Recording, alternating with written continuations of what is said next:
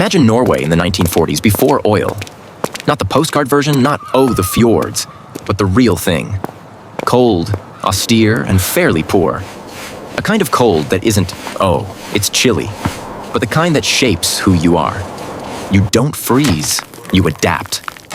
Half the year it's gray, damp, and dark, and no one makes a drama out of it. It's just life. Food is uncreative. Potatoes are the base. Fish is a bonus. Sometimes you swap them around if you want to feel festive. The country is long, crooked, rocky, as if it were drawn without a ruler and in a bad mood.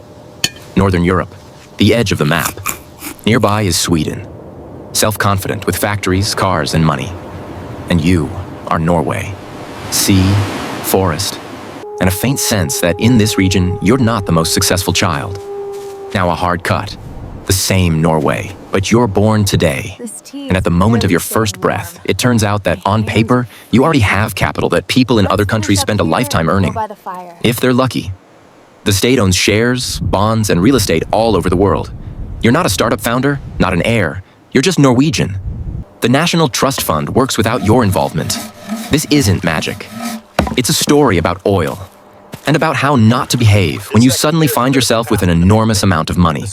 We'll explain how Norway became so rich, and how, unlike so many failed examples around the world, it managed to keep that wealth instead of squandering it, as almost everyone else does. But first, back in time. Because before oil, Norway was not rich at all. People often say Norway was a third world country. That's not true. There was no famine. The state functioned, institutions worked. But within the Scandinavian family, Norway was that relative who shows up to the party without a gift and says, "I'll help clean up." Mid-1950s. Oslo is dull, strict, with no luxury storefronts. The state is recovering from the war and saving on everything. Cars are rationed. Until the early 1960s, to buy a car you had to explain to the state why you needed one at all. Luxury was considered suspicious, almost indecent. The economy rested on three things: fishing, timber, and stone. That's it. No high technology, no talk of a breakthrough. The work was hard, cold, and dangerous. And this is where the comedy begins. In 1958, the Geological Survey of Norway, not bloggers, not fortune tellers, but official experts, sent a letter to the Ministry of Foreign Affairs. The message was simple. There's no point in looking for oil or other resources on the continental shelf. Relax, it's empty. It's roughly like being told, don't bother checking that chest as there's definitely nothing valuable inside. And believing it. At the time, the North Sea was seen as a source of problems, not money. Storms, shipwrecks, darkness, cold. A graveyard, not a safe. No one viewed it as an investment. But while Norwegians were eating potatoes and trusting the experts, something important was happening in Europe. In 1959, a giant gas field was discovered in the Netherlands. Groningen, the largest in Europe. And you don't need to be a genius to see the implication. Geology doesn't respect national borders. If there's a reservoir there, it might extend further. The people who always grasped this first understood it immediately. The international oil companies. In the early 1960s, American giants like Phillips Petroleum and Esso appeared in Norway. They arrived with the confidence of people who had done this 100 times before. The logic was simple. The country is poor, has no experience. The sea is difficult. So everything can be taken for pennies. The offer looked extremely friendly. We get exclusive exploration rights, pay you a symbolic sum, and take all the oil if there is any at all. You don't know what to do with it anyway. But here, the companies miscalculated slightly. Norwegians might have been poor, but they weren't stupid. And they had a man who spoiled the party for the corporations. The lawyer Jens Evensen. He wasn't a geologist. He didn't drill wells. He simply looked at international law and realized that ownership of the seabed wasn't fully defined. And then Norway just declared, everything under the sea off our coast belongs to us. No coordination, no discussions. Unilaterally. It was a bold move.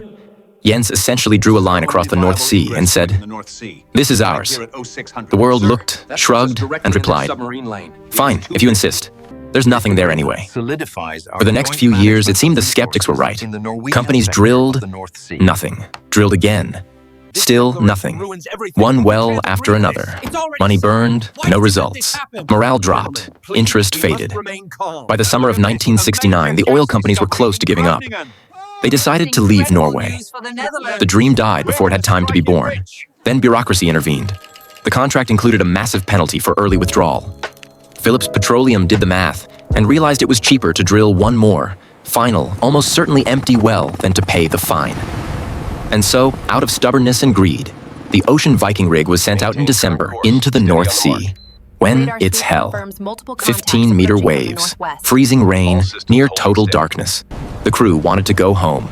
Everyone wanted to go home. And then, on December 23rd, the pressure sensors began behaving strangely. The samples showed not a little, but a lot.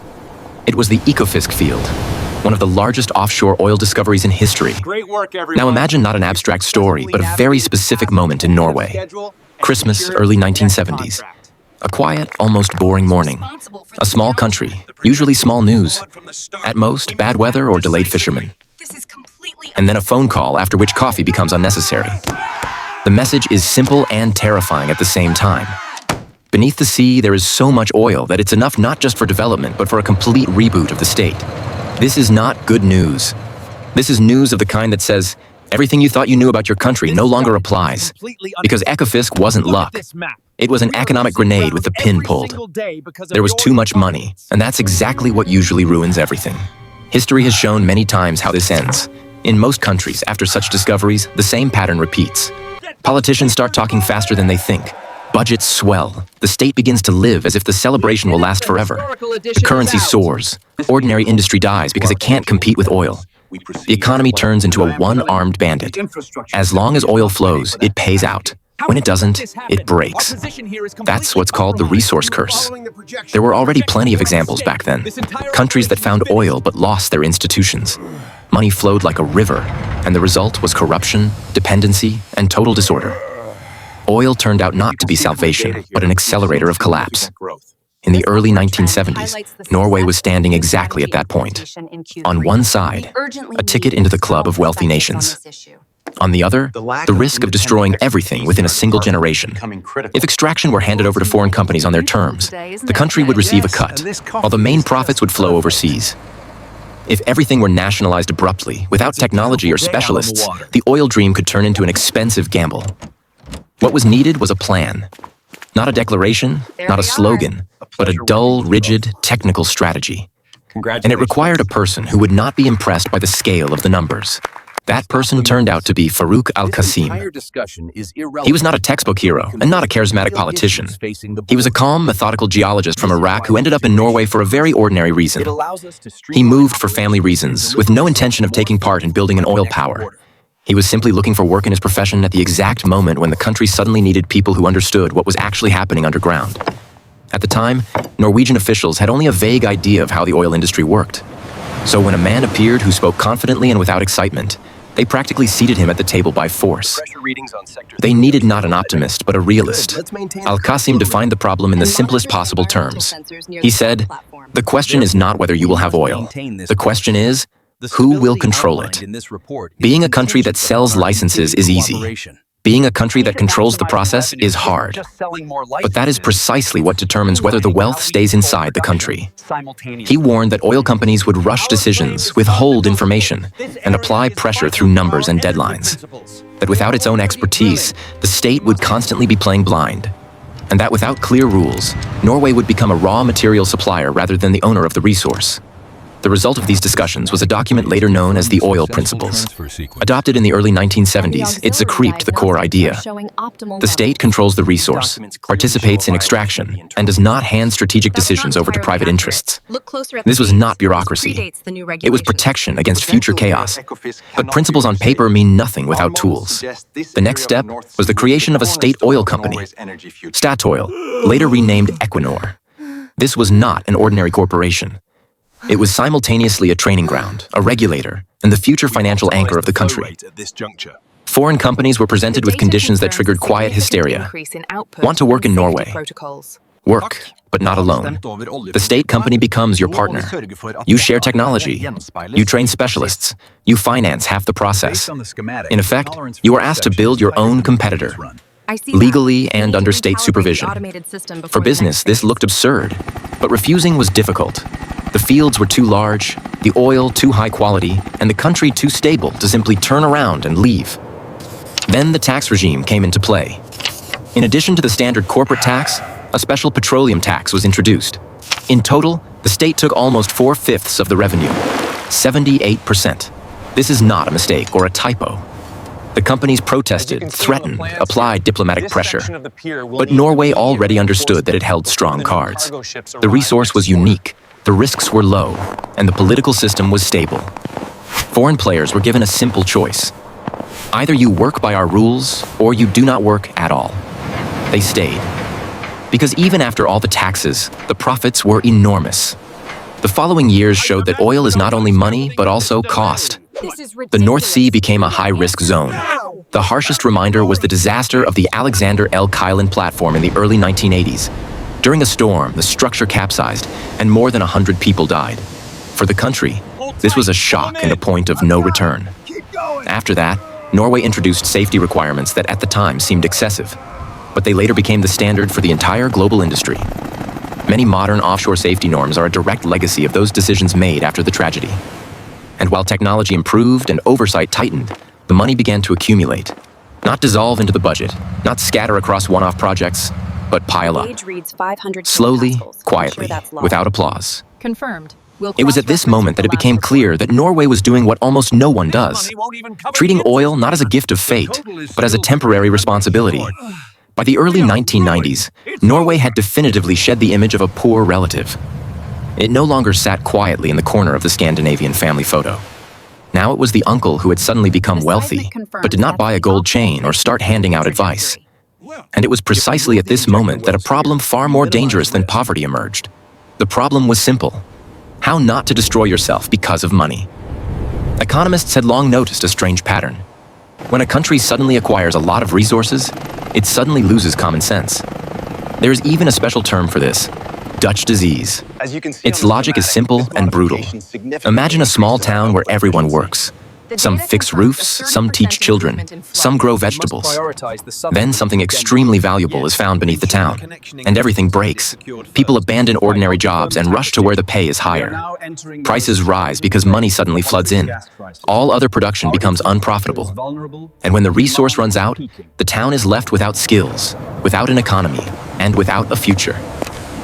This is not a textbook theory. It has already happened, more than once. In the 1960s, it happened to the Netherlands. That's where the term comes from. Later, there were exotic cases like islands living off a single resource, and larger countries where oil turned into a national narcotic. The outcome is always the same: dependency, degradation, and crisis. By the early 1970s, Norway was standing squarely in front of that very trap. The money promised to be so vast that the economy could simply choke on it. If everything were spent domestically, prices would skyrocket, industry would die, and oil would become the sole meaning of economic life. If bonuses were handed out quickly to the population, tomorrow they would already be worth nothing. And here, the Norwegians made a move few are capable of. They chose not to trust themselves. In 1990, Parliament adopted a decision that looked maximally boring and maximally brilliant. The Government Petroleum Fund was created. Its logic was brutally sober. All oil money, out of the country. No tax giveaways, no sudden mega projects, no demonstrative spending. Everything earned from oil and gas, taxes, dividends, license fees, did not enter the current budget. The money was immediately sent abroad and converted into shares, bonds, and real estate. While other countries flooded their economies with cash and then wondered about inflation, Norway was buying stakes in companies around the world. Not flags and palaces, but dull assets, global corporations, office buildings, shopping centers.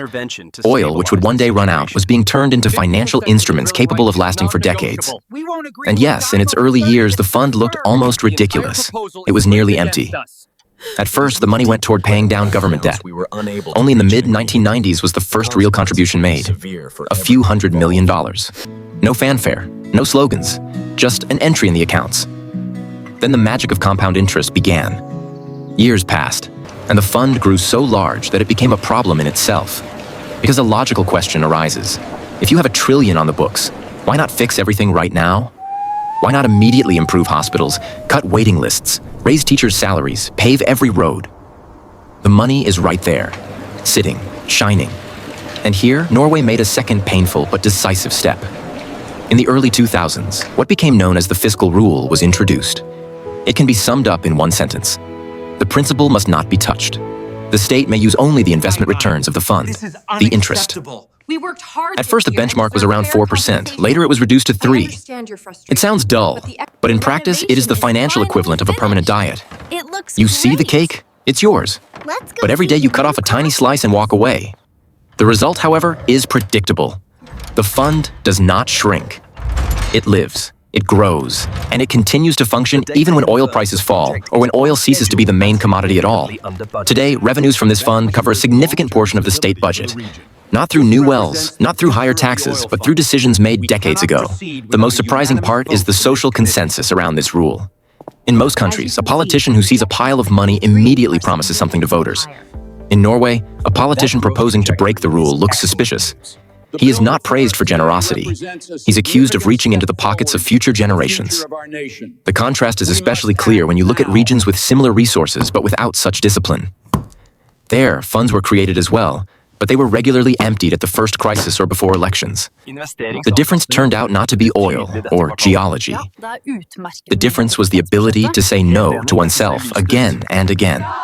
But this wealth has a side effect, a moral one. Today, Norway looks like an environmentalist's dream. Electric vehicles, clean energy, recycling, green slogans. At international forums, the country speaks confidently and loudly about climate issues.